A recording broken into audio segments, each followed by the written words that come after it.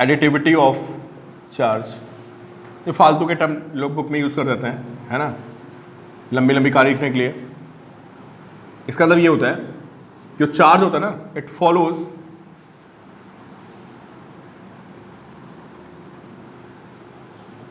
Algebraic summation, मतलब कोई vector vector नहीं होता, समझ गए ना आप। जैसे कहीं पे Q1 चार्ज है और -Q2 plus Q3 minus Q4, तो इस बॉडी पे जो नेट चार्ज होगा वो कितना होगा बताइए? Q1 minus Q2 plus Q3 minus Q4। Simply आप इसको अलजेब्रिकली ऐड कर दो, इसको बोलते हैं एडिटिविटी ऑफ चार्ज। ठीक है, कोई वेक्टर वेक्टर ना, सीधे उठा के ऐड कर दो, नोट कर लिया। Follows algebraic summation.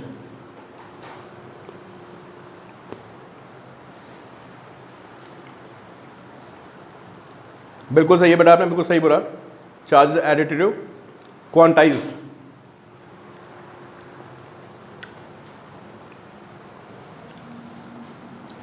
तो एडिटिविटी ऑफ चार्ज हो गई, ठीक है।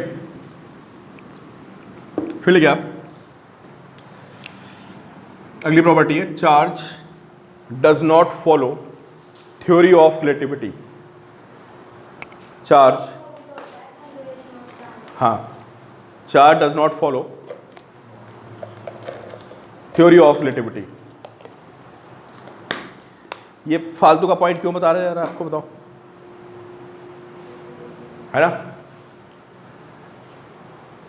ये पॉइंट इसलिए बताया जा रहा है कि नेचर में फंडामेंटल फोर्सेस में कौन कौन होता है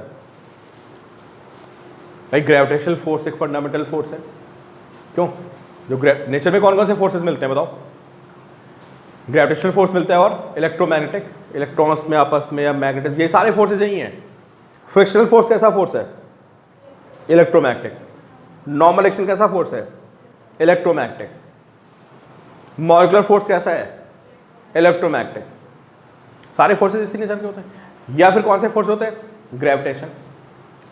भाई हमारी बॉडी बाउंडेड है बिकॉज ऑफ क्या? Electromagnetic forces. भाई हमारी बॉडी किसकी बनी है? मॉलिक्यूल्स एटम्स की बनी है, तो आपस में कैसे बाउंडेड है? मॉलिक्यूलर उससे इलेक्ट्रोमैग्नेटिक फोर्सेस से। तो जितनी भी चीज़ें तुमको बाउंडेड दिख रही हैं, ये सब किसकी वजह से? बिकॉज ऑफ क्या? तो याद होगा तुम लोगों को फंडामेंटल फोर्सेस। ग्रेविटेशन फोर्स भी कैसा फोर्स है भाई? वो भी फंडामेंटल फोर्स है, ठीक है। ग्रेविटी के लिए कौन रिस्पॉन्सिबल है? ग्रेविटेशनल फोर्स कब आता है? मतलब बॉडी के पास क्या चीज़ होनी चाहिए? मास होना चाहिए ना, तभी तो आता है ग्रेविटेशनल फोर्स। और इलेक्ट्रोस्टैटिक फोर्स कब आता है? बॉडी के पास क्या होना चाहिए? कल का आपको कोलॉम्स लॉ बताएंगे, ऐसे ही होता है K/Q1 Q2/R²। ठीक है, तो जो मास होता है ना, किसी बॉडी का जो मास होता है उसको फेंकने पे बदल जाता है। अगर मैं इसको डस्टर को फेंक दूं ऐसे, तो उसका मास क्या करेगा? चेंज कर जाएगा। या आइंस्टाइन ने बता रखा है, समझे?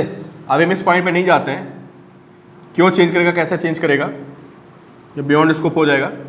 बट आइंस्टाइन ने बताया है, और ये फॉर्मूला आपके NCERT में भी दिया हुआ है, इसको लिखना ज़रूरी है कि किसी बॉडी का मास स्पीड के साथ चेंज होता है, समझे? m0 क्या है? m0 को बोलते हैं रेस्ट मास। मतलब जब वो बॉडी रेस्ट पे तो उसका मास कितना होगा? v क्या है? v उसकी स्पीड है। और c क्या है भाई? c होता है फिजिक्स में, जहाँ भी c दिखेगा आपको, वो स्पीड ऑफ लाइट होती है, समझे? तो भाई हमको पता है कि जो मास है ये आइंस्टाइन के हिसाब से थ्योरी ऑफ रिलेटिविटी को फॉलो करता है, ठीक है। और जैसे मास का जो रोल होता है वही चार्ज का भी रोल होता है। चार्ज उतना इंपॉर्टेंट जितना मास है। मास क्या क्रिएट करता है? Gravitational force. और चार्ज क्या क्रिएट करता है? Electrostatic force. लेकिन चार्ज इस थ्योरी को फॉलो नहीं करता है, तो इसके लिए एक वर्ड यूज़ करते हैं कि चार्ज इज इनवेरिएंट। जो थ्योरी ऑफ रिलेटिविटी को फॉलो नहीं करते उसको क्या बोल देते हैं? इनवेरिएंट। कुछ बुक्स में आपको ऐसा लिखा दिखेगा कि चार्ज इज इनवेरिएंट, और कुछ बुक्स में लिखा होगा कि charge does not follow theory of relativity. They have same meanings. दोनों के मीनिंग्स क्या हो गए? सेम हो गए, ठीक है।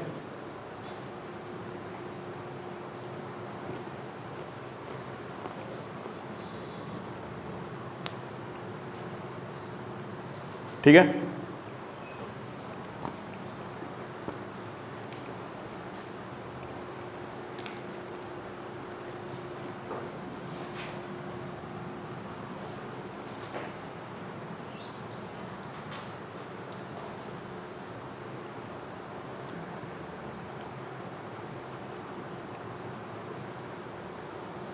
नोट कर लिया?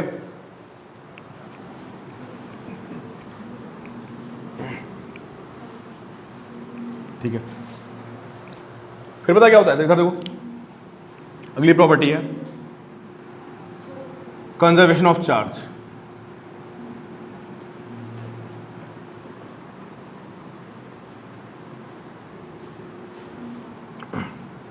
इधर देखिए भाई, मेरे पास कोई एक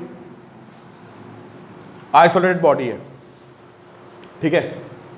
अगर मैं यहाँ से, जिसमें बहुत सारे, कोई आइसोलेटेड बॉडी है तो बहुत सारे एटम्स होंगे, मॉलिक्यूल्स होंगे, मैं यहाँ से कुछ इलेक्ट्रॉन्स को निकाल के यहाँ पहुँचा दूँ तो बताओ क्या होगा? अगर इलेक्ट्रॉन यहाँ से यहाँ जंप करके जाएगा तो यहाँ पे कैसा चार्ज आ जाएगा बताओ? प्लस, और यहाँ पे माइनस, फिर यहाँ पे माइनस, यहाँ पे प्लस। तो इस पोर्शन में कितना चार्ज आ गया? प्लस, और इस पोर्शन में कितना आ गया? माइनस। तो जब आप एक प्लस क्रिएट करोगे तो ऑटोमेटिकली क्या बनेगा भाई? वो तो रूल ही होता है ना कि अगर तुमने कहीं पे माइनस चार्ज क्रिएट किया तो कहीं ना कहीं पे प्लस चार्ज तो बना ही होगा ना भाई। पूरी दुनिया किसकी मिलके बनी है? एटम्स की बनी है। और एटम्स कैसे होते हैं? न्यूट्रल होते हैं। तो कहीं भी अगर एक नेगेटिव चार्ज आया तो इसका मतलब जहाँ से आपने इलेक्ट्रॉन को उठाया होगा वहाँ पे क्या होगा? पॉजिटिव। तो अगर ऐसा एक क्लोज सिस्टम के अंदर हो रहा हो तो क्या होगा बताओ? तो ऐसा बोलते हैं, है ना, कि इसका पूरा चार्ज क्या रहेगा? कंजर्व रहेगा, है ना। अगर कोई आइसोलेटेड सिस्टम है और उस पर कुछ चार्जेस रखे हुए हैं, ठीक है, तो वो क्या हो सकता है? माइनस प्लस में ब्रेक हो सकता है, लेकिन ओवरऑल क्या रहेगा बताओ? ओवरऑल जीरो रहेगा। समझ गए? चलो मैं और इसको थोड़ा सिंपल वे में कर दूं। मैं कह रहा हूँ कि अगर इस बॉडी में कहीं पे प्लस Q1 है, माइनस Q2 है, प्लस Q3 है, माइनस Q4 है ना, और पूरा सिस्टम आइसोलेटेड है, कहीं से इस पर ना कुछ आ सकता है ना जा सकता है, तो इसका जो टोटल चार्ज होगा वो क्या रहेगा बताइए आप? ये क्या रहेगा? ये आपका कांस्टेंट रहेगा। हो सकता है कहीं पे कम हो जाए, कहीं पे ज़्यादा हो जाए, लेकिन ओवरऑल क्या रहेगा? कंजर्व रहेगा। तो लिखिए आप, charge of isolated system, charge of isolated system is conserved. Charge of isolated system is conserved. उसका चार्ज हमेशा क्या रहेगा? कंजर्व रहेगा। ठीक है।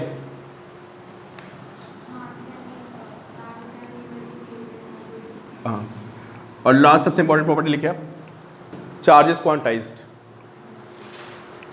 Charge is quantized. अभी आपको जाके सिर्फ एनसीईआरटी पढ़नी है ना। जब भी किसी चैप्टर की शुरुआत होती है ना, तो सबसे पहले में क्या करना होता है? उसको कनेक्ट बनाने के लिए बुक को पढ़ना बहुत ज़रूरी होता है। अभी मैं आपको कल कूलॉम्स लॉ बता दूं, ठीक है, आपसे क्वेश्चन हो भी जाएंगे ना, लेकिन वो कनेक्ट नहीं बन पाता है। तो जो भी आपका बुक है, मॉड्यूल होगा, थ्योरी ज़रूर पढ़ लिया करो चैप्टर की शुरुआत में, फिर भले मत पढ़ो। जब चैप्टर की शुरुआत होती है तो हमेशा कुछ नई चीज़ें होती है ना, उन नई चीज़ों को पढ़ोगे तो एक बार आप चैप्टर से कनेक्ट हो जाओगे तो फिर चैप्टर स्मूथ चलता है। ठीक है, शुरुआत में पढ़ने का होता है, बाद में कुछ पढ़ने का नहीं होता है। बाद में तो फिर थ्योरी और फॉर्मूले चलते हैं, भाई फॉर्मूले आएंगे इसमें, डेरिवेशंस, लंबी प्रॉब्लम्स, है ना। तो बाद में तो वैसे भी कुछ पढ़ने को नहीं रहता है, तो शुरुआत के 2-3 पॉइंट्स पढ़ने को होते हैं। चलो मेरे क्वेश्चन का आंसर दो आप लोग। क्या किसी बच्चे के पास अभी 10.5 रुपये होंगे? रहनी है तुम्हारे पास? 10-11 है ना। 0.5 क्यों नहीं है? 50 पैसे का सिक्का ही आना बंद हो गया ना। तो तुम्हारे पास जो पैसा होगा या तो 10 रुपये होंगे, 11 है, 12 होंगे। 10.5 नहीं हो सकता, 10.8 नहीं हो सकता। ठीक है, सेम कहानी यहाँ पे होती है। जो सबसे छोटा चार्ज होता है वो होता है किसका? इलेक्ट्रॉन का। इलेक्ट्रॉन को आप ब्रेक नहीं कर सकते, समझे। तो जैसे मैं किसी बॉडी से एक इलेक्ट्रॉन को उठा के यहाँ रखूँगा, या 2 रखूँगा, या 3 रखूँगा, 4 रखूँगा, 5, 6 ऐसे n कर सकता हूँ मैं ट्रांसफर्स। 3.5 नहीं कर सकता, 3.4 नहीं कर सकता, 11.2 नहीं कर सकता, फ्रैक्शन में नहीं कर सकता। तो इसका मतलब अगर आप किसी बॉडी से उस चार्ज को उठाओगे तो उस पर हमेशा कैसा चार्ज आएगा बताओ? उस पर Ne की फॉर्म में चार्ज आएगा। कैसा? Plus Ne। जहाँ इलेक्ट्रॉन जाएगा वहाँ पे कितना आएगा? Minus Ne। और n क्या है? 1, 2, 3, 4, 5, 6, 7, it can be whole number या इंटीजर बोले। ठीक है, तो होता क्या है कि जो चार्ज होता है उसको, ये आपने पढ़ा हुआ है, ये भी 9th 10th में था, कि चार्ज किस फॉर्म में होता है, प्लस माइनस एनी की फॉर्म में होता है, जहां पे एन क्या होता है, N is integer, it can not be fraction. उसका रीजन क्या है, कोई पूछे उसका रीजन क्या है, तो रीजन आप बताओगे भाई चार्ज कैसे आता है, इलेक्ट्रॉन के ट्रांसफर से आता है, इलेक्ट्रॉन को आप ब्रेक नहीं कर सकते हो, 1 2 3 4 इलेक्ट्रॉन ट्रांसफर करोगे तो उसी के मल्टीपल में आएगा, इट कैन नॉट बी 1.5, ठीक है। तो लिखिए आप charge is quantized because minimum possible free charge is minimum possible free charge is the charge of electron. Charge is quantized because charge quantized and which can be expressed in the form of क्या, पूरा sentence लिख देना। Charge quanta का मतलब क्या होता है भाई, क्वांटा तो ने आपको बताया नहीं क्या होता है, सारी बातें बता दी, क्वांटा नहीं बताया। क्वांटा क्या होता है, क्वांटा मीन्स फिक्स्ड। तो जब मैं बोल रहा हूं चार्ज इज क्वांटाइज्ड, इसका मतलब फिक्स्ड है चार्ज। फिक्स्ड मतलब 1 electron, 2 electron, 3 electron, n electrons, हम इसको ब्रेक नहीं कर सकते, ठीक है। Minimum possible free charge is the charge of electron.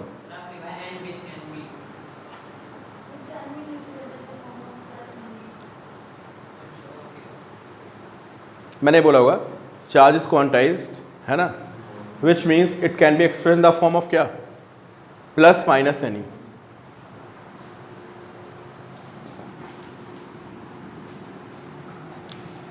या ऐसे भी लिख सकते हो यार, अगर आप charge of any body will be integral multiple of, will be, शायद आपको ज़्यादा इजी लगेगा, integral multiple of charge of 1 electron. ये मैं आपको बोलना चाह रहा हूँ, है ना। ये देख लो, charge of any body will be integral multiple of charge of 1 electron. अच्छा, बस 5 मिनट छोड़ते हैं मैं आपको। सबसे दूर से कौन आता है, आप IT से जाते हो ना आप भी, आप कैसे आएंगे, आप आएंगे पिक करने, अकेले जाएंगे आप? चलो बस 5 मिनट्स में ब्रेक कर रहा हूँ, हैं बस 2 मिनट में छोड़ रहा हूँ मैं।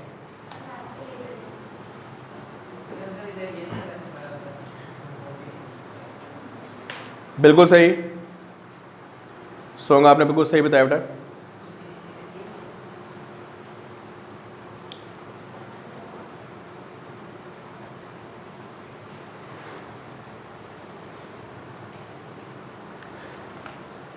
अच्छा, अब एक फालतू का पॉइंट है, ना तो कंपटीशन में आएगा, ठीक है, ना NCERT में दिया हुआ है, ठीक, कहीं कहीं बुक्स में लिखा रहता है, ना इस पर कभी क्वेश्चन आया है ना।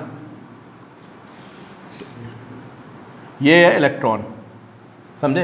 इलेक्ट्रॉन का मैंने क्या बताया आपको, इससे छोटा चार्ज पॉसिबल नहीं है, लेकिन इलेक्ट्रॉन के अंदर क्या होता है पता है, इलेक्ट्रॉन के अंदर एक्चुअली एक मॉडर्न थ्योरी के अकॉर्डिंग, जिसका मुझे नाम भी नहीं पता है, that's not important for us, है ना। उस मॉडर्न थ्योरी के अकॉर्डिंग इलेक्ट्रॉन 2 पार्ट से मिलकर बना हुआ है। एक पे कितना चार्ज होता है 2v/3 और एक पे कितना होता है e/3। इनको क्या बोलते हैं, क्या बोलते हैं इनको बोलते हैं quarks, but they are not free, ये हमेशा बाउंडेड ही रहेगा, समझे। तो 2v/3 और e/3 मिला के कितना आएगा बताइए, कितना आएगा ये, तो समझ गए आप भाई। जो इलेक्ट्रॉन है ना, इलेक्ट्रॉन 2 पार्ट से मिलकर बना हुआ है ना। इनको क्या बोलते हैं क्वार्क्स। एक क्वार्क्स पे कितना चार्ज होता है 2v/3 और दूसरे पे कितना होता है e/3, बट ये फ्री स्टेट में नहीं हो सकता। आप ऐसा नहीं कर सकते हो कि आप इलेक्ट्रॉन को ब्रेक कर दो, बोलो ये 2v/3 ये e/3। इलेक्ट्रॉन हमेशा क्या रहेगा, बाउंडेड फॉर्म में रहेगा, लेकिन ये 2 चार्जेस से मिलकर बना हुआ है 2v/3 e/3 से। तो आपसे कोई पूछता है भाई क्वार्क्स क्या होता है, तो आप बता देना, not mention in NCERT, but आपको एकेडमिक्स और कॉम्पिटिशन बुक्स में कहीं कहीं मिल जाएगा ना। इस पर कोई क्वेश्चन पूछने वाला आपसे, एडिशनल पॉइंट है, ठीक है। देखो जो JEE नीट का पेपर आ रहा है बिल्कुल एग्जैक्टली NCERT बेस्ड आ रहा है, तो कुछ भी एक्स्ट्रा नहीं पूछेगा आपसे, ठीक है। क्लास ओवर है। अभी आपको क्या करना है, सिर्फ जाके एनसीईआरटी पढ़नी है 40 आवर्स और कुछ नहीं, ठीक है। फिर कल आपसे आगे डिस्कशन चलता है कूलॉम्स लॉ और ये सब पॉइंट्स, ठीक है।